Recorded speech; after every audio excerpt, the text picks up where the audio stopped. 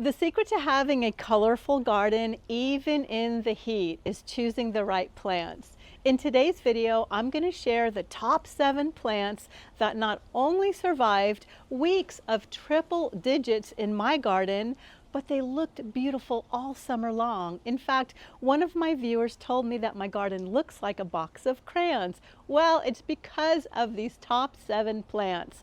And the last one might very well surprise you, so keep watching. Oh, by the way, my name is Liz and I garden in California, Zone 9B. So keep that in mind when I'm sharing you what works for me. I realize we're all in different garden zones and parts of the world. So this is just what worked for me, and hopefully this will give you some ideas for your garden too. Plant number 1, my beautiful bougainvillea. This makes number 1 because, as you can see, it's absolutely gorgeous. It adds so much color to my garden, and these come in so many different colors. But the beauty of this plant, the hotter it is, the more it thrives, and it doesn't even require a lot of water. This is probably the 7th time this has bloomed for me this year. Can you believe that? 7 times, and it's not done. What will happen is when all the little bracts, yeah, these are called bracts, they're not actually flowers, the tiny little flowers inside the center, but when this is done blooming, all the little bracts will fall and then it'll flesh out again with new blooms. We'll just call them blooms. So this is the 7th time this has bloomed for me. So that's why this plant is wonderful for hot weather. And I only water it maybe once every other week. So not only is it heat tolerant, but it's drought tolerant too. Plant number 2, lantana. Just like the bougainvillea, this has been a non-stop bloomer. This comes in so many different colors, from yellow to purple to pink. I just chose this orangey fiery red, and this has been a non-stop bloomer in my garden.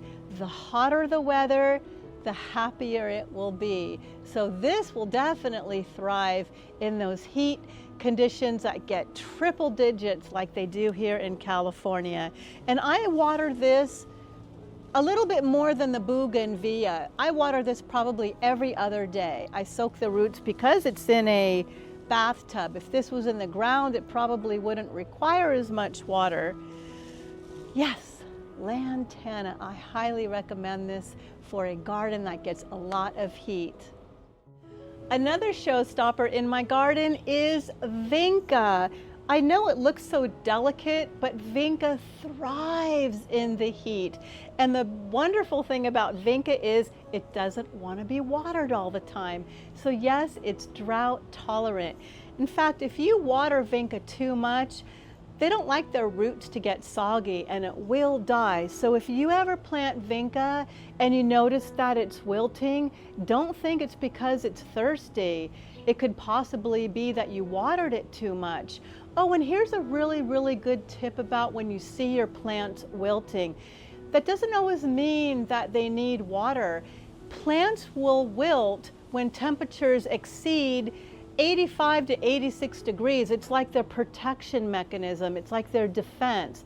So when the temperatures do reach over 85, just be prepared that your plants will wilt, and that is completely normal. That doesn't mean you have to go outside and soak them. Usually by the evening, when the sun goes down, your plants will perk back up. If they don't, then I would water them. So these plants I've given haircuts to about 2 or 3 times so far this year. You will see your vinca go to seed in the summertime. What you can do is give it a haircut, and that'll prevent it from making seeds, and it'll just make more flowers. However, toward the end of summer, I do let my vinca go to seed, and it's really fun because they reseed everywhere else in my garden.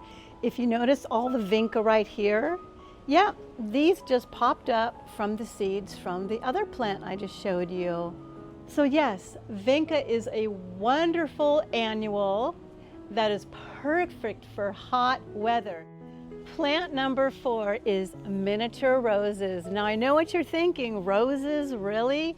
Now it's true that miniature roses do have a smaller root system compared to the larger roses. Therefore, they can dry out a lot quicker than the big roses, especially when they're in containers like I have mine. But if you give them a little afternoon shade on those hot, intense summer days, they will be just fine. I mean, here's proof. Mine are doing really well. They do require a little deadheading though. When the flowers start to fade, I just pop them off. They're really easy. I don't need a pruners. I can just snap them with my fingers. So they're really easy to maintain. And the more I deadhead them, the more blooms that come up. Even when it's super hot, they always look so colorful and fresh. And in this extreme heat with these triple digits, I water them every day, sometimes twice a day, and look, they're still making buds. So that's why I had to add miniature roses to my list, because they're still providing color for my garden. Now, before you say, oh, I hate succulents, I used to feel the same way, but honestly, they are the easiest thing to grow in the heat. Jade is a succulent. And look at how beautiful the color is next to that beautiful cordyline. So much texture and color, and the heat does not stop it from looking beautiful.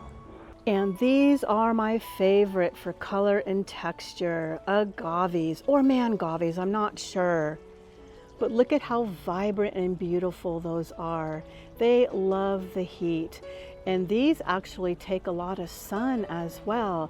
And the wonderful thing is they only want water about once a week. So they're heat tolerant and drought tolerant as well. And look at this one made babies. I'm gonna eventually dig those up and plant them somewhere else. So they multiply for me too.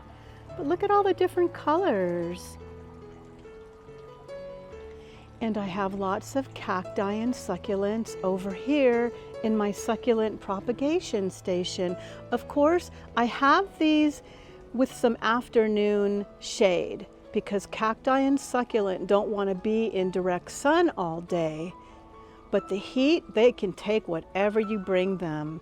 It can be an oven here in California, and they never wilt. They always look beautiful and vibrant.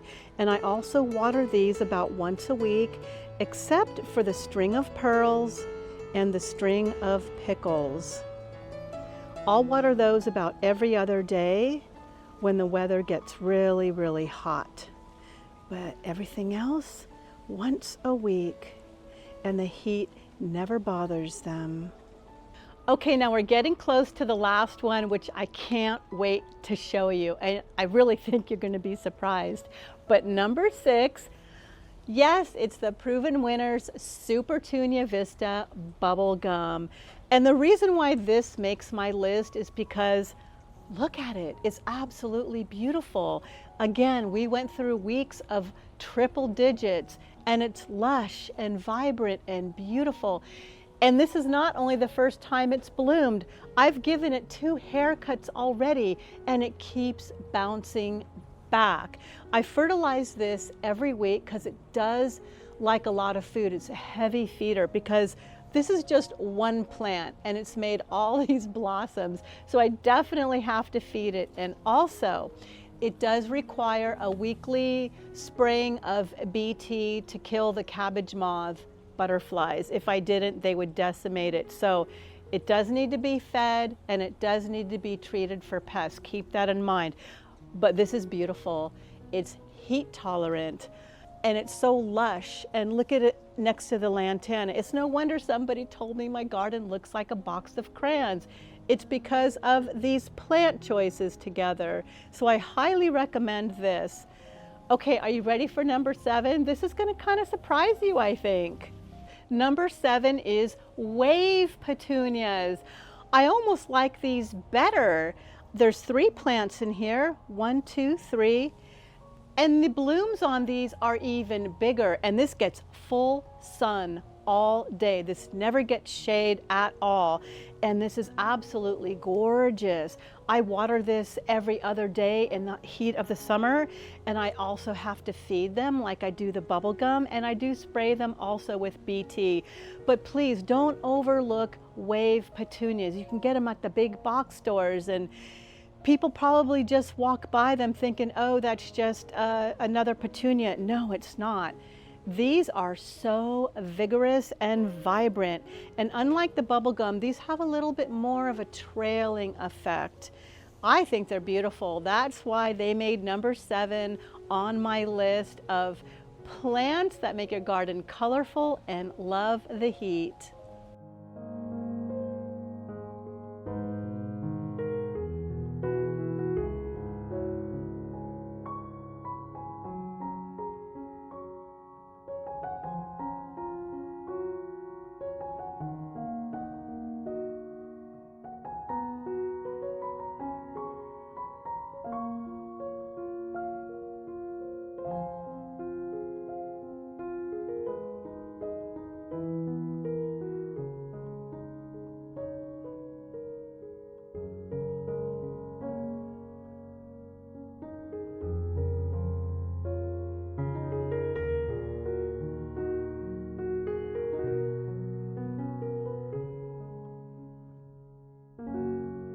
Thanks for watching.